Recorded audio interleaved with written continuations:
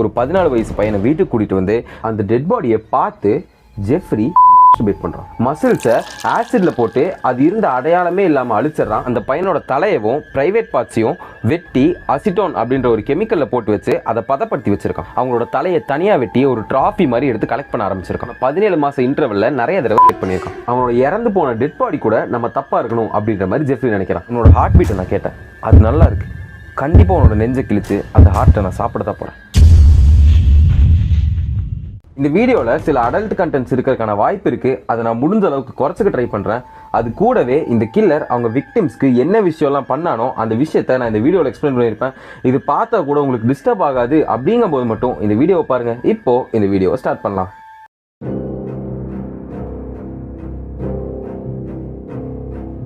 ஜெஃப்ரிங்கிற சின்ன பையன் அவன் வளரும் போதே அவங்க அப்பா அம்மா சண்டை போடுறதை பார்த்து தான் வளர்ந்துருக்கான். அது கூடவே அவங்க அப்பா ஒரு கெமிக்கல் அனலிஸ்ட் அப்படின்ற காரணத்துக்காக அவனுக்கு கெமிக்கல்ஸை வச்சு சில விஷயங்கள் எல்லாம் சொல்லி கொடுத்துருக்காங்க. எந்த மாதிரி விஷயங்கள் எல்லாம்னா, இறந்து போன குட்டி குட்டி அனிமல்ஸ் எல்லாம் எப்படி ப்ரிசர்வ் பண்ணுறது, அதோட ஸ்கின்னை எப்படி ப்ளீச் பண்ணுறது, அது இறந்ததுக்கு அப்புறமா அதோட பாடியை எப்படி டைசெக்ட் பண்ணி பிரிக்கிறது, இது கூடவே அந்த இறந்து போன அனிமலோட டெட் பாடியில் இருக்க எலும்புகளை எல்லாம் எப்படி தனியாக எடுத்து ப்ரிசர்வ் பண்ணுறது அப்படிங்கிற மாதிரி விஷயங்கள் எல்லாம் இந்த ஜெஃப்ரிக்கு அவங்க அப்பா சொல்லி கொடுத்துருக்காரு. இது கூடவே ஜெஃப்ரியும் அவங்க அப்பாவும் சேர்ந்துட்டு அவங்களோட கார்டன்லையும் அவங்களோட வீட்டுக்கடியிலையும் இறந்து போன அனிமல்ஸை சர்ச் பண்ணுவாங்க. அந்த அனிமல்ஸை எடுத்துட்டு வந்து தான் இவங்க அப்பா இவனுக்கு இந்த மாதிரி விஷயங்கள் எல்லாம் எப்படி பண்ணணுன்றதெல்லாம் சொல்லி கொடுத்துருக்காரு. ஜெஃப்ரியுமே இந்த விஷயத்துல எல்லாம் அதிகமாக ஆர்வம் காட்டிட்டு வந்திருக்கான். அவங்க அப்பா என்ன நினைக்கிறாருன்னா, சின்ன குழந்தைகளா இருக்கும்போது எல்லாருமே இந்த மாதிரி விஷயங்களுக்கெல்லாம் அதிகமாக ஆர்வம் காட்டிட்டு வருவாங்க, அதனால தான் நம்ம போய் இந்த மாதிரி இருக்கான்ற மாதிரி நினைச்சாரு. ஆனா ஜெஃப்ரி இவங்க அப்பா சொல்லி கொடுத்த விஷயங்கள் எல்லாம் இவன் ஃபியூச்சர்ல பண்ண போற கொலையில யூஸ் பண்ணுவான் அப்படின்ற விஷயத்த அவங்க அப்பா நினைச்சு கூட பார்க்கல. இப்படியே நாட்கள் ஓடும்போது ஜெஃப்ரியோட டீச்சர் உங்களால் முடிஞ்ச ஏதாச்சும் ஒரு அனிமலை ஸ்கூலுக்கு எடுத்துட்டு வாங்க அப்படின்ற மாதிரி சொல்றாங்க. ஜெஃப்ரி ஒரு டேட்போல், அதாவது ஒரு தவளைக்குட்டியை பிடிச்சி தண்ணியில் போட்டு அவனோட ஸ்கூலுக்கு எடுத்துட்டு போறான். அவனோட ஸ்கூல் டீச்சர் அந்த டேட்போலை அவனோட கிளாஸ்ல இருக்க இன்னொரு பையனுக்கு கொடுத்துட்றாங்க. இதை பார்த்த உடனே ஜெஃப்ரிக்கு பயங்கரமா கோவம் வருது. அது எப்படி நான் கொண்டு வந்ததை என்னோட கிளாஸ்ல இருக்க இன்னொரு பையனுக்கு கொடுக்கலான்னு சொல்லி நினைச்சு ஜெஃப்ரி அந்த டேட்போல் இருக்கிற டேங்குக்குள்ள பெட்ரோல் ஊற்றி பற்ற வச்சிருக்கான். இது மாதிரி ஜெஃப்ரியோட மென்டல் ஸ்டேட் கொஞ்சம் கொஞ்சமா மாறிக்கிட்டு இருக்கும்போது தான் ஜெஃப்ரியோட அம்மா பிரெக்னென்ட் ஆகுறாங்க. அது கூடவே ஜெஃப்ரிக்கு ஒரு தம்பியும் பிறந்துடுறான். பிறந்ததுக்கு அப்புறமா ஜெஃப்ரியோட பேரண்ட்ஸ் ஜெஃப்ரியை கொஞ்சம் கொஞ்சமா கண்டுக்கிறத கம்மி பண்ணிக்கிறாங்க. இதுதான் சான்ஸ்னு ஜெஃப்ரியும் காட்டுக்குள்ள போய் அங்க இருக்க அனிமல்ஸ் சில இன்செக்ட்ஸ் எல்லாம் பிடிச்சிட்டு வந்து அதை வீட்டில் வச்சு அதோட கை காலெல்லாம் பிரிச்சு அதோட உடம்ப அறுத்து சந்தோஷம் அடைஞ்சிருக்கான். ஜெஃப்ரி 14 வயசா இருக்கும்போது அவன் ஒரு விஷயத்த கண்டுபிடிக்கிறான். அது என்னன்னா, ஜெஃப்ரி பொண்ணுகளை பார்த்து அட்ராக்ட் ஆகிறத விட பசங்களை பார்த்து அதிகமாக அட்ராக்ட் ஆயிருக்கான். அதாவது ஜெஃப்ரி ஒரு ஹோமோசெக்சுவல். ஜெஃப்ரி தினமும் ஒரு பையன் ஜாகிங் போறதை பார்க்கறான். அவனை பார்த்தோன்னே ஜெஃப்ரிக்கு ரொம்ப பிடிச்சி போயிருது. அவனை பத்தி ஜெஃப்ரி ஒரு விஷயம் நினைக்க ஆரம்பிக்கிறான். நல்லபடியா நினைச்சானான்னு கேட்டீங்கன்னா கிடையாது. எப்படியாச்சும் அவனை கொலை பண்ணி அவனோட இறந்து போன டெட் பாடி கூட நம்ம தப்பா இருக்கணும் அப்படின்ற மாதிரி ஜெஃப்ரி நினைக்கிறான். ஆமா, ஜெஃப்ரி ஒரு நெக்ரோஃபிலிக். இறந்து போன டெட் பாடிஸ் கூட அந்த மாதிரி விஷயங்கள் எல்லாம் பண்ணக்கூடிய அவங்களோட பேரை தான் நம்ம நெக்ரோஃபிலியாக்குன்னு சொல்லுவோம். இதுக்காக ஜெஃப்ரி பிளான் பண்ணி ஒரு பேஸ்பால் பேட் எடுத்துக்கிட்டு புதருக்குள்ள போய் அவன் வர வரைக்கும் வெயிட் பண்ணிட்டு இருந்திருக்கான். ஆனா அவனோட நல்ல நேரம் டெய்லியும் ஜாகிங் வரவன் அன்னைக்கு மட்டும் ஜாகிங் வராம போயிடுறான். அவனுமே தப்பிச்சிடறான். ஜெஃப்ரிக்கு 18 வயசு ஆனதுக்கு அப்புறம் கார் எடுத்துட்டு ஒரு இடத்துக்கு போகலான்னு போய்கிட்டு இருக்கான். போய்கிட்டு இருக்கும்போது ஸ்டீவன் அப்படின்ற 18 வயசு சின்ன பையன் இவங்கிட்ட லிஃப்ட் கேட்கறான். என்னன்னு சொல்லி கேட்கறான்னா, இந்த பக்கம் நடக்கிற ஒரு கான்சர்ட்டுக்கு நான் போய்கிட்டு இருக்கேன், என்ன இந்த இடத்துல இறக்கி விட்டுற முடியுமான்னு சொல்லி லிஃப்ட் கேட்கறான். ஜெஃப்ரியுமே சரி வந்து கார்ல ஏறுங்கன்னு சொல்லி அவனுக்கு லிஃப்ட்டும் கொடுத்துட்றான். கார்ல போய்கிட்டு இருக்கும்போது ஜெஃப்ரி ஸ்டீவனை பார்த்து, நீ வேணா வரியா, என்னோட வீட்டுக்கு போய் ஜாலியா குடிச்சிட்டு மியூசிக் கேட்கலாமே அப்படின்னு கூப்பிடுறான். ஸ்டீவனும் இவனுக்கு நம்ம வயசு தானே ஆச்சு, இவன் நம்மள என்ன பெருசா பண்ணிட போறான், போய் ஜாலியா இருந்துட்டு வருவோமே நினைச்சு சரின்னு சொல்றான். வீட்டுக்கு போனோன்னே 2 பேருமே ஜாலியா குடிச்சிட்டு மியூசிக் கேட்டு என்ஜாய் பண்ணிட்டு இருந்திருக்காங்க. கொஞ்ச நேரம் கழிச்சு ஸ்டீவன் நான் என் வீட்டுக்கு போறேன்னு சொல்லி ஜெஃப்ரி கிட்ட சொல்றான். இதை கேட்ட உடனே ஜெஃப்ரி உன்னால எங்கேயுமே வெளியே போக முடியாதுன்னு சொல்லி டம்பிள் எடுத்து அவனோட மண்டையில அடிச்சு அவனை கொலை பண்ணிடுறான். கொன்னதுக்கு அப்புறமா அந்த டெட் பாடிக்கு முன்னாடி நின்று அந்த டெட் பாடியை பார்த்து ஜெஃப்ரி மாஸ்டர்பேட் பண்றான். எல்லாத்தையும் பண்ணி முடிச்சதுக்கு அப்புறமா ஸ்டீவனோட டெட் பாடியை பீஸா வெட்டி காட்டுல கொண்டு போய் புதைச்சிடறான். சில நாளைக்கு அப்புறமா புதைச்ச டெட் பாடியை திரும்பி தோண்டி எடுத்து அந்த டெட் பாடியில் இருக்க எலும்பு தனியா மசில்ஸ் தனியா பிரிச்சு மசில்ஸை ஆசிட்ல போட்டு அது இருந்த அடையாளமே இல்லாம அழிச்சிடறான். அது கூடவே எலும்பை அடிச்சு அதை முழுசா உடைச்சு காட்டுக்குள்ள தனித்தனியா ஒவ்வொரு இடத்துல தெளிச்சு விட்டுறான். இதுதான் ஜெஃப்ரியோட முதல் மர்டர்.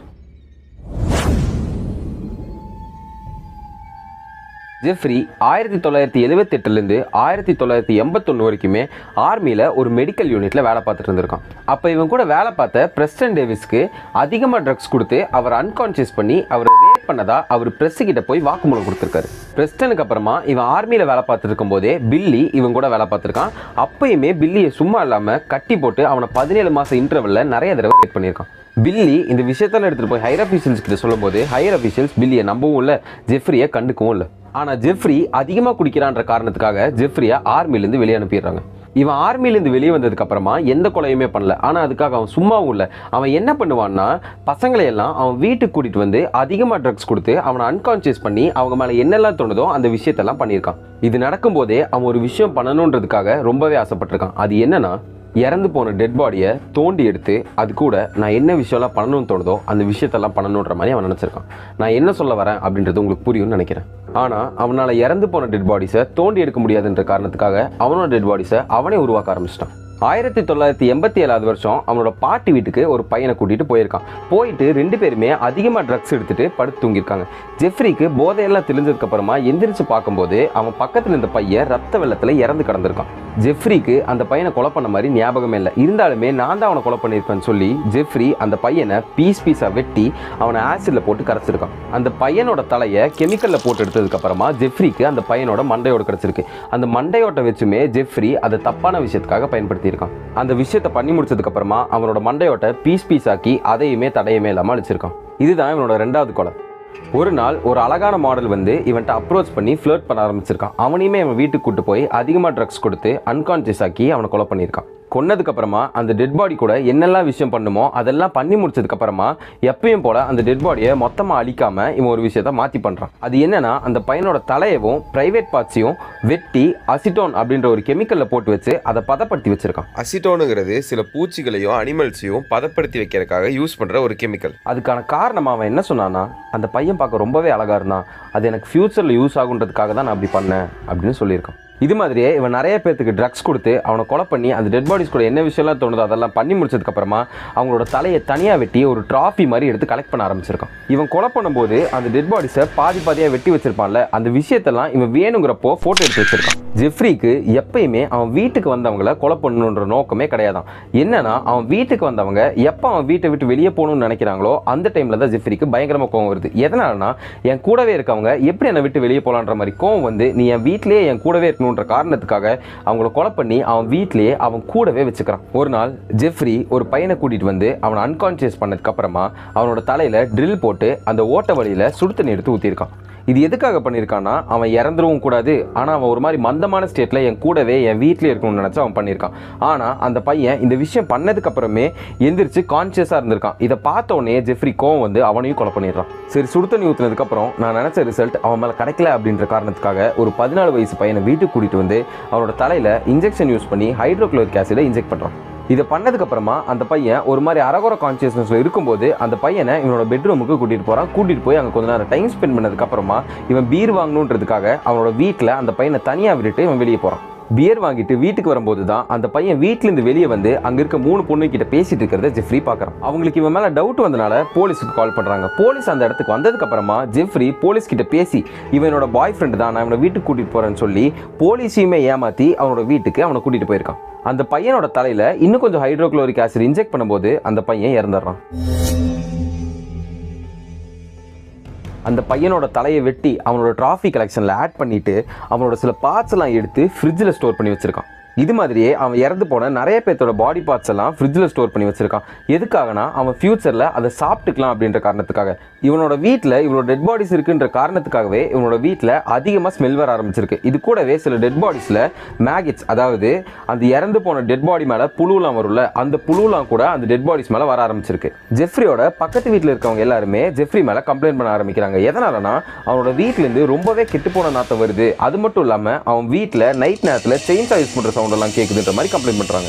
ஜெஃப்ரி மேலே அவங்க நெய்பர்ஸ்க்கு இன்னொரு டவுட் வேறு இருந்துச்சு. அது என்னன்னா, ஒரு நெய்பருக்கு அவன் ஒரு சாண்ட்விச் செஞ்சு கொடுத்துருக்கான். அந்த சாண்ட்விச் பன்னிக்கறியில் பண்ணானா இல்லை மனுஷ கறியில் பண்ணானான்னு அவங்களுக்கு டவுட்டாக இருந்திருக்கு.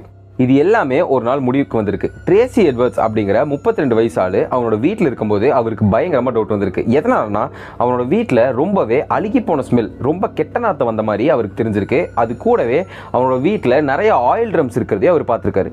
இது எல்லாத்தையுமே பார்த்ததுக்கு அப்புறமா அவர் அந்த இடத்துல இருந்து நழுவ பார்க்குறாரு. ஆனால் ஜெஃப்ரி ஒரு கத்தியை காமிச்சு அவரை மிரட்டுறான். அது கூடவே ஒரு ஹேண்ட் கப் எடுத்து அவரோட ஒரு கையிலையும் மாட்டிடுறான். எட்வர்ட்ஸுமே சுதாரிச்சுட்டு அவன் கூடவே நைஸாக பேச்சு கொடுத்துட்டு நான் உன்னோட ஃப்ரெண்டு தானே, நீ என்ன கொலை பண்ணாதன்னு சொல்லி ஏதேதோ பேசி அவன் கூட 5 மணி நேரம் அங்கேயே ஸ்பெண்ட் பண்ணுறாரு. ஜெஃப்ரி எட்வர்ட்ஸோட நெஞ்சில் படுத்து அவங்ககிட்ட பொறுமையாக ஒரு விஷயத்த சொல்கிறான். உன்னோட ஹார்ட் பீட்டை நான் கேட்டேன், அது நல்லா இருக்கு, கண்டிப்பாக உன்னோட நெஞ்சை கிழிச்சு அந்த ஹார்ட்டை நான் சாப்பிட தான் போகிறேன்.